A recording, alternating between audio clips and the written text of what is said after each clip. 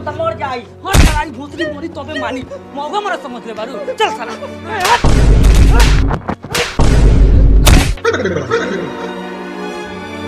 साला लात मुका से काम नहीं खे चले वाला। निकाल लाठी भाला। गाथ दी दोनों भाई बहन के। हमारा के काहे लगाथिएगा? हम बीच में कुछ बोलने जाएंगे तब ना। एते लात काहे चलेले है रे? रे बहां चोदो रे, लात कोनी पे चले नहीं है रे। उ त जीजा जी आके गोर पर गिरला हुआ था तो एक लात से टरका देने के सीधा हो जात। गोर आदमी आके गोर पर गिरल रहे तो ठीक लागी। आ रहल बात मारे के तो तोरी के जितना मारे के मार हमरा दीदी के। जब साला ई गांव के मुखिया मौगा हा तो हम का कर सकीले?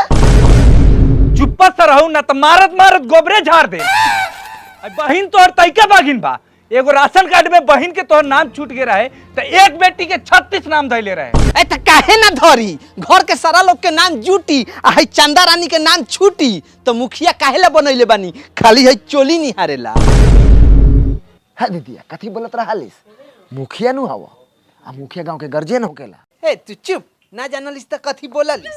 खा के भरुआ बा नंदोसी लागल है त बोल दिलै। नंदोसी बा कवन ऐसन दिन बा कि ना ना चल बा। नंदोसी त नंदोसी है। एकरा से ससुर बसुर लान ना बचल बा। ए त ससुर पतोह के आ भसुर भाहो के नाता रखी तब नु हम ससुर आ भसुर के नाता रखम। आ कि देवर बन के खोद खाद करे आई त झाड़ू से ना जरुआ है। बोला तू भोसुर लबर लबर बोला। अभी तो हम कमे मरले बानी। माथा सनकल लूटे इतना मार मारम कि माथा में के तोरा एगो झोटा ना रही। साला चुहार करिया लुहाट मार के मुआ दे।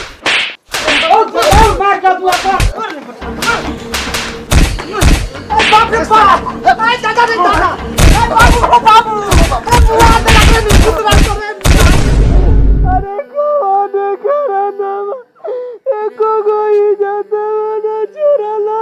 ससुर बसुर देवारा बतारा। ना कर तारू मुखिया जी इतना भसकर औरत भाई कि एगो खचरी घर में ना रहे तो ई घर स्वर्ग बन के रही। भैया ई भोसरी के तलाक दे के हटाओ। साले के दोसर बिया होई। रे यही के कह लेबे छावरा छावड़ी के खेल हई। सारा लोग के गार गार बिका जाई तो यो दोसर बिया लार ना होई। ये तो बहिन के बुलावे आइल बारे तो बहिन के बुला के ले जो। तमाशा काहे कहले बारे? तमाशा कहले बानी तोरा आँख के सामने हमने दोनों भाई बहन के मार के अदमुआ का देल तो यही के चल जाई। थाना में सराहा लिखा के नुआल बानी। साना हाँ साना दीदी वो काम कर हम तोरा के नट्टी पे लात रख ए जब मुआ देतानी। पुलिस आते बा ई सार लोग लगले टट के फंस जाई। काहे जाई रे? मर जान त एकनी के गु की इज्जत कैसे देखम? हमरा त एकनी के हगवा के एकनी के गु एकनी के खियावे के बा।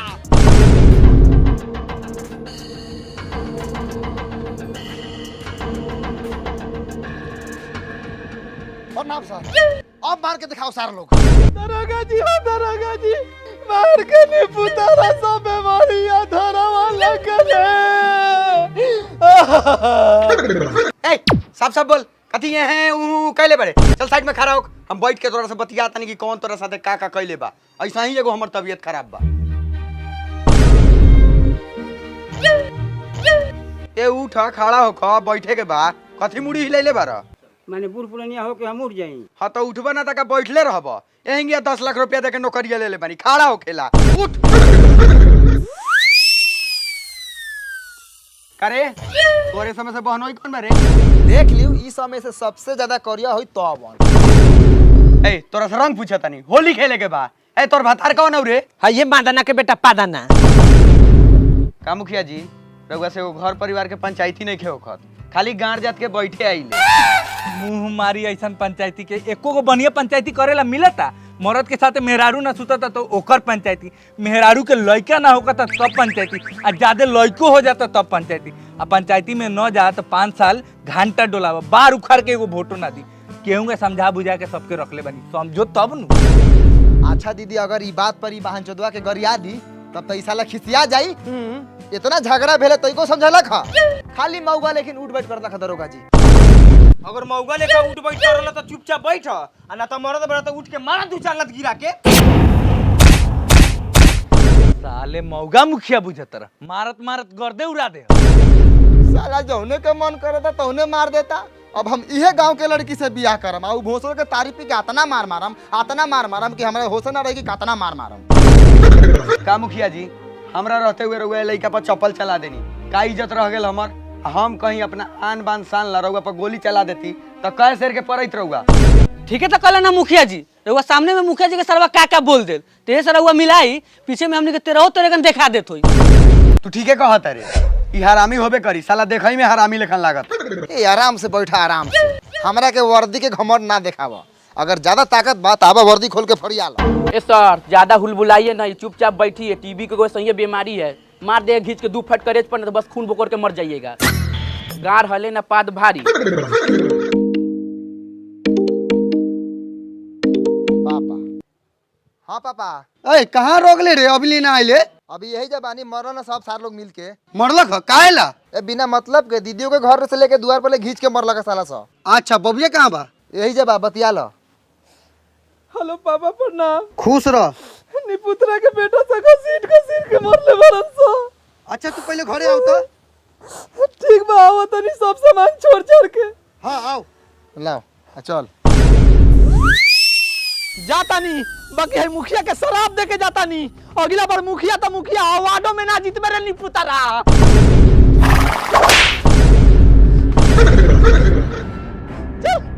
जाय दो ओकरा के तो नहीं जा, मिलजुल के खुशी से रह, खाना पीना बनावा खा। अब हमरो के जाय दो। रुकी मुखिया जी बउओ 10,000 रुपया लेके आवा। कथी के 10,000 रुपया? कथी के एक बार ओखनी से दहेज प्रथा के केस करवा देम त एके बार 10 लाख हगब आ जिंदगी भर हगते रहब। जा बाबू 10,000 रुपया लेके दो। थाना पुलिस से थोड़े जातो द्वार पर से।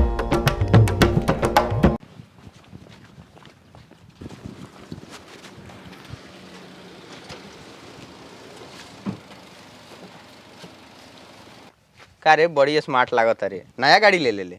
थैंक यू सर, हम ही गाड़िया लेनी है। देखी ना कितना सुंदर लागता। बड़ी सुंदर हौ, लेकिन तू एके अफोर्ड कैसे कैले? बड़ी महंगा लागत हौ। अरे सर हमारे पास इनकम के सेकंड स्रोत बा। ग्लोबल रिलेवर ब्रोकर ऑक्टाफेक्स के साथ ट्रेडिंग करके हम शॉर्ट टर्म में इन्वेस्ट करी ले। अच्छा तू ट्रेडिंग कैसे चूज कैले? देखो ट्रेडिंग चांस देवेला पैसा कमाएला, वो पूरा टाइम बिना काम कैले। और हाँ ये पैसिव इनकम ही क्रिएट करेला। इससे तू अपन पोर्टफोलियो डाइवर्सिफाई कर सकता रह, वो अलग अलग चीज में इन्वेस्ट करके। और हाँ अगर एक इन्वेस्टमेंट अच्छा परफॉर्म ना करे तो दूसरा के बैलेंस आउट कर ली। तू कहीं से भी पैसा अर्न कर सकता रह अपन स्मार्टफोन यूज करके। अच्छा एगो बात बताओ, हमरो ट्रेडिंग स्टार्ट करे के बा, कैसे स्टार्ट करी? ऑक्टाफेक्स के साथ स्टार्ट कर सकता रह मात्र 2,000 से। और जीतल पैसा अपन विड्रॉ कर सकता रह बैंक कार्ड, बैंक अकाउंट और भी बहुत सारा ऑप्शन बा। ऑक्टाफेक्स यूज करके एक और कारण बा, फ्री एजुकेशन कंटेंट और डेमो अकाउंट देवेला ट्रेडिंग सीखेला। अगर हमार प्रोमो कोड मनी100 यूज करबा नु तो डिपॉजिट डबल हो जाई। तो ऐप लिंक डिस्क्रिप्शन में देवल गेल बा, अभी डाउनलोड करा और जर्नी स्टार्ट करा। अरे ये तो बहुत बढ़िया बा। हमहू अपन ट्रेडिंग जर्नी ऑक्टाफेक्स से ही स्टार्ट करी ले। चल तनी हमनी के थाना छोड़ दी है। चली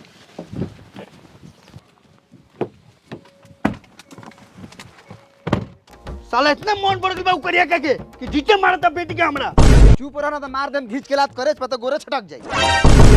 एगो गोल मरीच लेके लेके खोजले बारे करिया बुचेन मारो ना त का करो। ए तो हम का करी? हमरा के तो उस साल अगुआ बिटैया फंसा देल। सिनाड़ी मौगी रहलू कि फंसा देल कि कुत्ता आंख में मुतले रहे टांग उठा के। इतना करिया बा सरवा कि देखते अनहरिया हो जाले। दिनों में रहो टॉर्च जला के देखम सरपंच साहब तो यो फ्रेश न लो की सरवा। हाथ तोड़ी बहन के कितना करिया बा हो। पूरा तावा आ हौसला तो दांत लोग एकदम मकई के लावा। ताओ बता का करी? जिंदगी भर हम अपन बेटी के घर में बैठा के रखी। हमरा मरला के बाद में कौन साला बेटा हमरा बेटी के देखी? अभी कुछ बिगड़ल थोड़ी बा चाचा। चलो जब पंचायती बिटोर के पंचायती करल जाओ कि काहे से करत साला। रे बुरी पंचायती की बात करत रहे, वहाँ पंचायती में मुखियो आए रहे और रहे सरवा ओकरे तरफ से। पंचायत में मुखिया आ रहे साला। पंचायत में मुखिया है कौन काम साला? तो कुछ होगा था, तो झगड़ा तो होगा था, सब दौड़ चल जाता मुखिया लगे। तो पंचायत में सरपंच के अलावा बा, सरपंच के साला खनु भाई नहीं के तो सबका मुखिया करस। कोर्ट में साइन सरपंच के मानल जाले, मुखिया के ना। अभी लोग जानते नहीं कि सरपंच के पावर। हाँ तो जाना देखिए पावर मुखिया में साधारण आदमी ना दबंग आदमी जीतल है। जेकरा पास पैसा कौड़ी 2-4 गो केस होके धक के दबा दी तो मुँहे गाड़े पर निकल जाए। हाँ तो कोर्ट से फरियाम चल बबिया के लेके कोर्ट में दहेज केस कर दो जाई। कहाँ जाई सार लोग? देखा बुलेट भाई, केसा केसी से बनल बनावल रिश्ता खराब हो जाला। एक काम करो, अगुआ तू अपन दामाद के बुलावा, इतना ही मामला फरियाद दिया। उ सब तो ठीक बा लेकिन पहले मानी सरवा तहाँ आवेला। कहे न मानी, फोन करू, प्यार से बतवाऊ, मीट मंगाऊ, सलाद कटवाऊ, आ एगो खामा मंगवाऊ।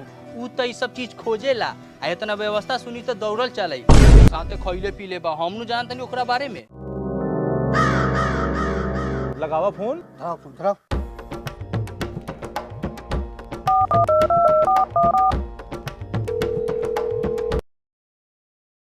हेलो ए है इधर बतियो। हेलो पाहुन, हम बाबूजी बोलो तनी। काहेला कोनो के सिखैला पर झगड़ा दन करल भाई पटीदार होकेला कहियो साथ ना दी, दे गिर जाई त परिवारे देखी। एक काम कर, यहाँ पर आव, पैसा दो तनी, दुकान खुलवा दो तनी, अपना खुशी से रह, खा पिय अच्छा से रह। एक काम कर, यहाँ व्यवस्था कर दिल बानी, मीट सलाद। माना तनी बुलेट भाई, शादी हमिए करैले बानी, सारा गलती हमरे बा, लेकिन इहो बात तोरा माने के पड़ी कि दामाद तोहर बा आ तोरे रही, हमर ना हो जाई। ठीक है कहा तभी दैया, अपन कहीं छूटला झगड़ा दम से कुछ होके वाला बाना, आवे हम समझाए तनी ठीक से रही सब। जी सरपंच साहब, जैसन रहुआ चाहू।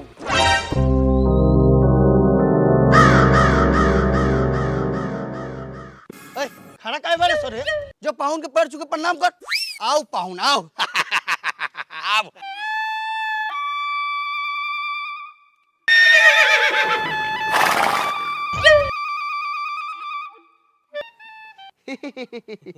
अभी ले खिसियाले बानी मेहमान अपन इशार से। प्रणाम। चली उतरी उतरी, खाना पीना तैयार बा, उतरी। अरे वो उतरी झाट जी जा। चल।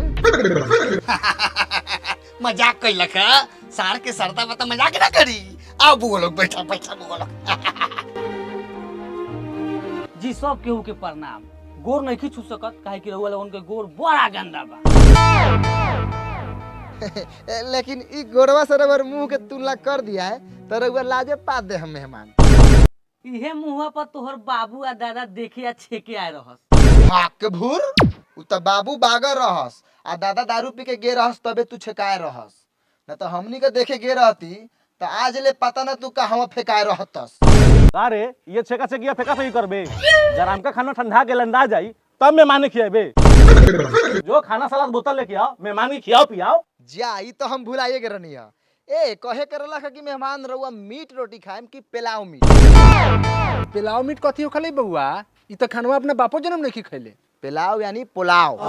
हाँ हम बुझत रहनी भैया पोलावे होई। जा ले आवा जा, ऐसे भी भूखे भिखारी लेकर हालत भेल बा, घरे से खा पी के थोड़े चलनी है। अच्छा ठीक बा, 5 मिनट बैठा, 10 मिनट में लेके आओ तनी। अहो ई कौन टाइम बतैला का बुलेट भाई?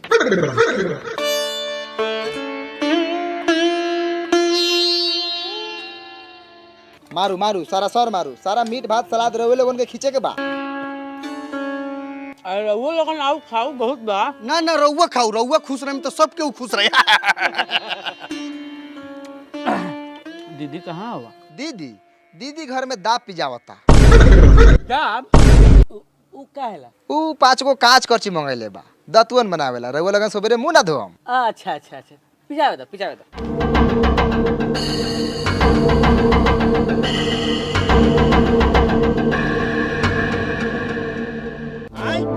हमर का गलती बा सरपंच साहब, हम क्या जानते नहीं कि सरवा से दोगला चोद होई। ना जानत रहला सर हम, अभी लगम चप्पल से शकल बिगाड़े।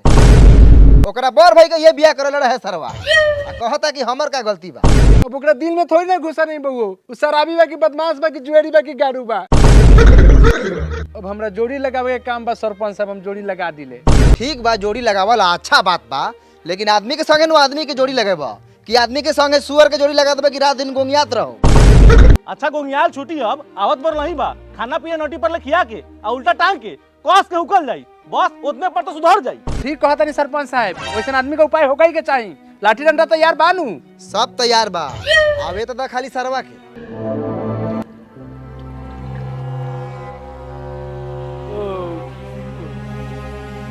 तब सरपंच साहब अब कितना सेवा पानी होको? निकाल रस्सी कर लाठी, अब बाहर चला सके।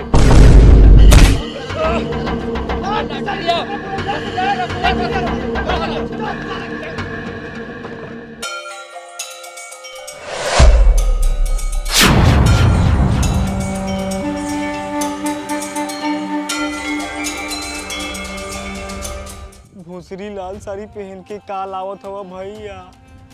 फैला लोगन डांटा आ मारा 3-4 घंटा, समझ जाइए लोगन कि हम अपन मांग धो ले बानी। उठाओ सा, तकले कति बारे, मार के गतर गतर दे फाड़।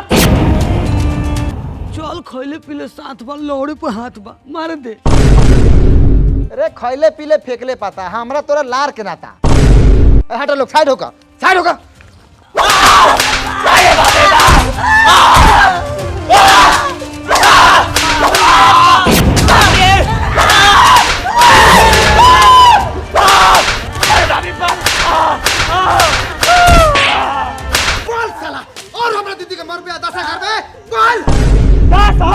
हम की तोरा बहिन के मार तो नाक के बाजा फाड़ दे नहीं के मारने वाला मुंह आने साला सके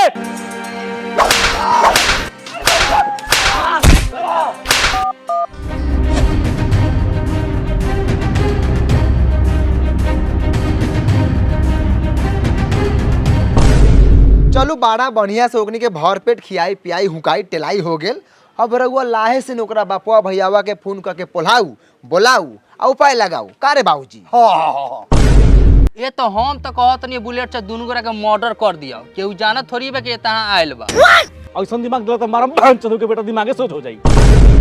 ई सरवा पट्टीदार नु बा सरपंच साहेब, पट्टीदार सरवा से चाहेला केंगे पट्टीदार के फसाद बढ़िया दिमाग ना दी कि ओकर गोर काट दी हाथ काट दी कि जिंदा रहो ना कि ओके सीधे मर्डर कर दा कि हमनी के फंस जाई। साला एकनी का पता कैसे चला हो, साला मुखिया पुलिस के लेके आ गेल।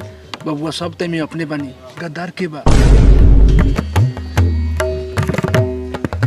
एमे विजय बाबू के बा जी बानी तो हम ही है, लेकिन सबसे पहले हमरे नंबर काहे लेता नहीं। फोन करके तुए निकल रहा कि जल्दी थाना पुलिस के बुला के ले आओ ना तो तोरा भाई के मुंगा दी सा। कहां बा करिया उजर भाई हमर। बाबूजी होश में आगल बानी पुत्रा चली जल्दी। कौन होश में आगल बा रे।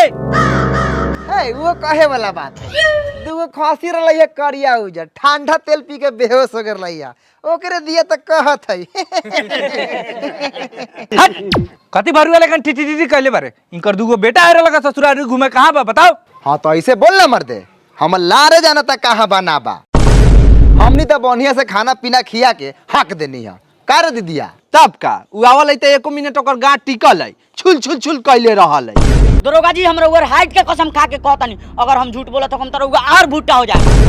इस सरवासन पे हमरा शादी के बेर से भरोसा नहीं के कई बार मारे ला तिकले ले बा। दरोगा जी मारी तोरा 2-4 गो गोली तब एक निका बोली यही चला दियन गोली। दरोगा साहब के बुझात नहीं कौन गाँव में आयल बारन।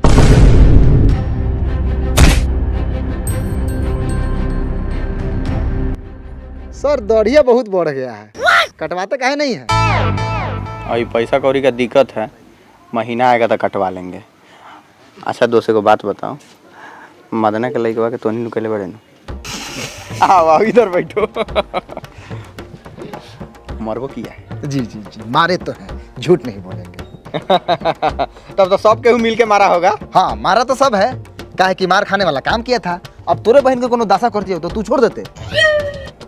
शशि छोड़ देती, मार के माथा ओकर फोड़ देती। अच्छा एगो बात बताओ, ओकर माथा उथा फरले कि ना माथा नहीं की फरले, लेकिन सौंसे दे गतर गतर मार के साटी उगा देले बानी।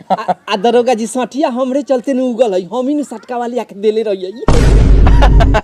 तब तो तू बहुत बड़का भटियारिन बारू हो। हमरा कहे के मतलब हत्यारिन बारू, अपना पति के हत्या करा देबू तो कहाँ रहबू। ए दरोगा जी बहुत हो गेल नौटंकी, रउआ से फड़ियाई कि हम ये तुरल चालू करी। हाथ के हाथ लगा के दिखाओ ना के लगा तो तू के गड़वा में हुर तो होता नहीं। अरे सरवा समझी बेटा का बोला कहां नुकले बड़े तोहर दोनों बेटवा का हम अपन गरिया में कोच ले ले मानी।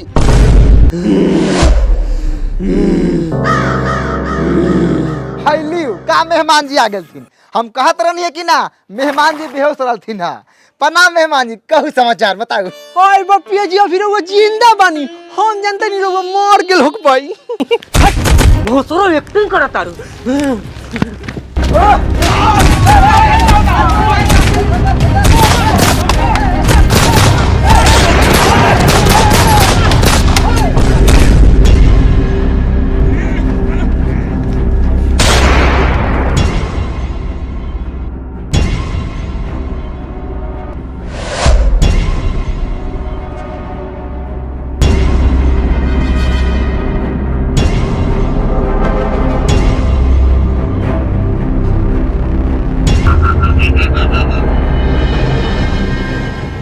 हेलो दोस्तों, वीडियो कैसी लगी? अगर वीडियो अच्छी लगी हो तो वीडियो को लाइक कीजिए और चैनल पे नए हैं तो चैनल को सब्सक्राइब कर लीजिए। और गाइस एक्स्ट्रा अर्न की अपॉर्चुनिटी को आप लोग मिस मत कीजिए।